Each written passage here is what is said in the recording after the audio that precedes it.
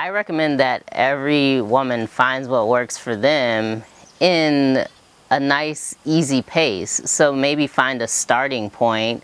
You know, what I tell my clients to do if I coach someone, I tell them to keep a diary, keep a food diary for a couple days. So 3 to 5 days, I tell people to write down everything that goes in their mouth, even whether it's juice or solids. Write it all down, and then you can tally up your caloric intake for that 3 to 5 days. And it gives you a nice average of where you're at, and then you can go from there. So if you're at a place that you want to maintain, then whatever you're doing, you keep doing.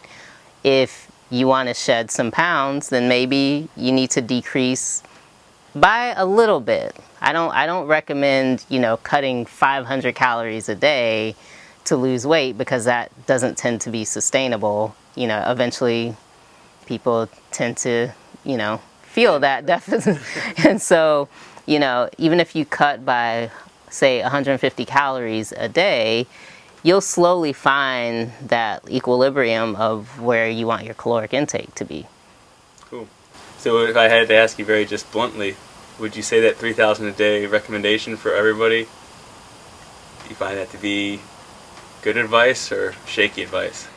I find that telling people that 3,000 calories a day across the board is absolutely not accurate. You're going to hit some people that's going to work perfectly for, because some people, that's an accurate amount of intake for them. So it's going to be perfect. But then there's going to be people like me that are 4'11", who by and large just don't need 3,000 calories. I mean, I would love to intake 3,000 calories, but the reality is that my body doesn't use 3,000 calories. Like, it just doesn't have, if I want to run a marathon every day, then maybe I'll use 3,000 calories, but I'm not doing that. So it's really based on a person's height, their activity, and their muscle mass, and where they're at, because everybody is so different.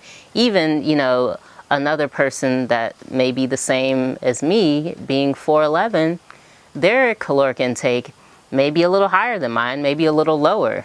We all have different things going on in our body that affects how we, use our energy and what we're doing, So across the board, you can never say that any specific group of people should intake a certain amount of calories.